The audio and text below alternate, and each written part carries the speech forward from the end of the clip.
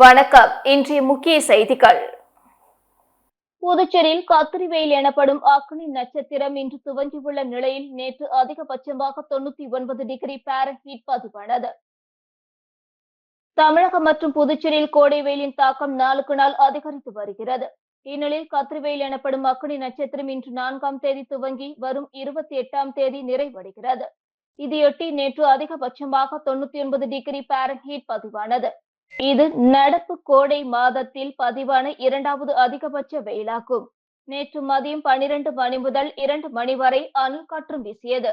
கத்திரி வெயில் காலத்தில் வெப்ப அலை வீசும் என்பதால் மதியம் 12 மணி முதல் பிற்பகல் 3 மணி வரையில் வெயிலில் பொதுமக்கள் வெளியே செல்வதை தவிர்க்க வேண்டும் என்று மாவட்ட ஆட்சியர் குலந்துங்கன் வேண்டுகோள் விடுத்துள்ளார்.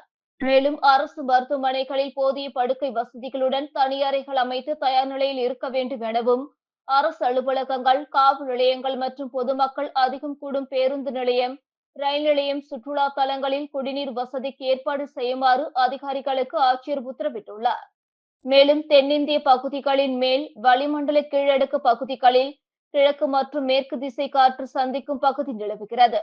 இதன் காரணமாக தமிழகம், புதுச்சேரி மற்றும் காரைக்காலில் வரும் 9ஆம் தேதி வரை மிதமான மழை பெய்ய வாய்ப்புள்ளது. அதே சமயம் ஓரிரு இடங்களில் அதிகபட்ச வெப்பநிலை 2 முதல் 3 டிகிரி செல்சியஸ் குறையக்கூடும். ஓரிரு இடங்களில் அதிகபட்ச வெப்பநிலை 2 முதல் 3 டிகிரி செல்சியஸ் இயல்பை விட அதிகமாக இருக்கக்கூடும். அதிக வெப்பநிலையும் அதிக ஈரப்பதமும் இருக்கும் நிலையில் வெப்பம் சார்ந்த அசௌகரியம் ஏற்படலாம் என்று சென்னை வானிலை மையம் தெரிவித்துள்ளது. புதுச்சேரியில் மே 20ஆம் தேதி வேலை நிறுத்த பந்த் போராட்டம் நடத்த அனைத்து தொழிற்சங்க கூட்டத்தில் முடிவு செய்யப்பட்டுள்ளது. நாடு தழுவிய அளவில் 2025 மே 20ஆம் தேதி பொது வேலை நிறுத்தத்திற்கு மத்திய தொழிற்சங்கம் அழைப்பு விடுத்துள்ளது. இப்போராட்டத்தை புதுச்சேரியில் நடத்துவது சம்பந்தமான ஆலோசனை கூட்டம் முதலியார்பேட்டை ஏஐடியுசி அலுவலகத்தில் இன்று நடைபெற்றது. புதிய தொழிலாளர் சட்டங்களை திரும்ப பெற வேண்டும், அமைப்பு சாரா தொழிலாளர், ஒப்பந்த தொழிலாளர், திட்டம் சார்ந்த தொழிலாளர் உட்பட அனைவருக்கும் குறைந்தபட்ச ஊதியம் ரூபாய் 26,000 மாதந்தொன்றிற்கு நிர்ணயம் செய்திட வேண்டும் என்பது போன்ற கோரிக்கைகளை வலியுறுத்தி போராட்டம் நடத்தப்பட இருக்கிறது. அன்றைய தினம் மறியல் போராட்டம் ராஜா தியேட்டர், சேதராப்பட்டு, மதகடிப்பட்டு, திருக்கனூர், வில்லியனூர், அரியாங்குப்பம், பாகூர், காரைக்கால் ஆகிய மையங்களில் நடத்த கூட்டத்தில் முடிவு செய்யப்பட்டுள்ளது. காரைக்காலில் முதுநிலை காவல் கண்காணிப்பாளர் லட்சுமி சௌஜன்யா தலைமையில் மக்கள் மன்றம் நடைபெற்றது. காரைக்கால் மாவட்டத்தில் உள்ள காவல்துறை சார்ந்த மக்களின் குறைகளை கேட்டறிந்து அதனை ஒரு வார காலத்திற்குள் சரி செய்ய நடவடிக்கைகளை மேற்கொள்ளும் நோக்கில் முதுநிலை காவல் கண்காணிப்பாளர் லட்சுமி சௌஜன்யா உத்தரவின் பேரில் ஒவ்வொரு வாரமும் சனிக்கிழமையன்று காவல்துறை மக்கள் மன்றம் நடைபெற்று மக்களின் பொது பிரச்சினைகள், தனிப்பட்ட பிரச்சினைகளுக்கு தீர்வு காணப்பட்டு வருகிறது. இதன் ஒரு பகுதியாக இன்று காரைக்கால் போக்குவரத்து காவல் நிலையத்தில் நடைபெற்ற போக்குவரத்து காவல் மற்றும் சைபர் கிரைம் சார்ந்த மக்கள் மன்றம் நடைபெற்றது. இதில் முதுநிலை காவல் கண்காணிப்பாளர் லட்சுமி சௌஜன்யா, காவல் கண்காணிப்பாளர் சுப்பிரமணியன் ஆகியோர் கலந்து கொண்டு மக்களின் பிரச்சினைகளை கேட்டறிந்தனர். இந்த மக்கள் மன்றத்தில் போக்குவரத்து சார்ந்த பல்வேறு பிரச்சினைகள் குறித்து மக்கள் முதுநிலை காவல் கண்காணிப்பாளரிடம் புகார் அளித்தனர். காரைக்காலில் தொலைந்து போன 38க்கும் மேற்பட்ட செல்போன்கள் சைபர் கிரைம் மூலம் கண்டுபிடிக்கப்பட்டு உரியவர்களிடம் ஒப்படைக்கப்பட்டது. புதுச்சேரி கம்பன் கழகம் சார்பில் கம்பன் விழா வருகிற 9ஆம் தேதி துவங்கப்பட உள்ளது. இது தொடர்பாக கம்பன் கழக செயலாளரும் முன்னாள் சபாநாயகருமான சிவக்கொழுந்து நிருபர்களிடம் கூறும்போது, கம்பன் கழக 58வது ஆண்டு விழா வருகிற 9ஆம் தேதி முதல் 3 நாட்கள் நடப்பதாகவும், தொடக்க விழாவிற்கு சுப்ரீம் கோர்ட்டுக்கு முன்னாள் நீதிபதியும் தேசிய மனித உரிமைகள் ஆணைய தலைவருமான ராமசுப்பிரமணியன் தலைமை தாங்க உள்ளதாக கூறினார். மேலும் முதலமைச்சர் ரங்கசாமி வரவேற்புரை நிகழ்த்த கவர்னர் கைலாஷ்நாதன் தொடக்க உரையாற்றுகிறார். சபாநாயகர் செல்வம் விழா மலரை வெளியிட்டு தமிழ் புலவர்களுக்கு பரிசுகள் வழங்க உள்ளதாக கூறினார். மேலும் அமைச்சர் நமச்சிவாயம் கம்பன் தமிழ் என்னும் நூலை வெளியிட உள்ளதாகவும், அமைச்சர் தேனி ஜெயக்குமார் கம்பன் ஆய்வு நூல் பரிசு வழங்க உள்ளதாகவும் கூறிய அவர், வருகிற 10ஆம் தேதி இளையோர் அரங்கம், வழக்காடு மன்றம், கவியரங்கம், பட்டிமன்றம் ஆகியவையும், 11ஆம் தேதி காலை 9 மணிக்கு சிந்தனை அரங்கம், மாலை 4:30 மணிக்கு தனியுரையும், மாலை 6 மணிக்கு முதல் நாள் தீர்ப்பை எதிர்த்து மேல்முறையீடும் நடக்க உள்ளதாக கூறினார்.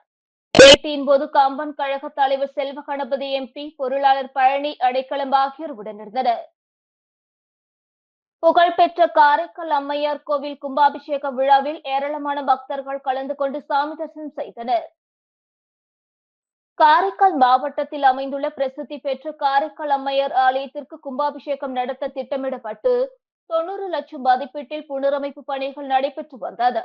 திருப்பணிகள் நிறைவுற்றதை அடுத்து கடந்த 1ஆம் தேதி கணபதி ஹோமத்துடன் யாகசாலை பூஜைகள் தொடங்கியது.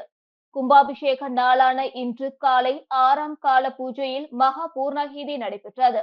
அதனைத் தொடர்ந்து புனித நீர் அடங்கிய கலசத்தினை சிவாச்சாரியர்கள் சுமந்து கோவிலை வலம் வந்து ஆலய விமானத்தில் புனித நீரை ஊற்றி மகா கும்பாபிஷேகம் நடைபெற்றது.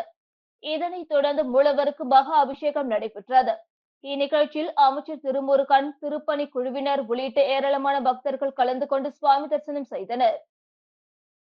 புதுச்சேரியில் ஆன்லைன் மோசடி கும்பல் கைவரிசையால் 4 பேர் ரூபாய் 1.05 லட்சத்தை இழந்துள்ளனர். இதுகுறித்து சைபர் கிரைம் போலீசார் விசாரணை நடத்தி வருகின்றனர்.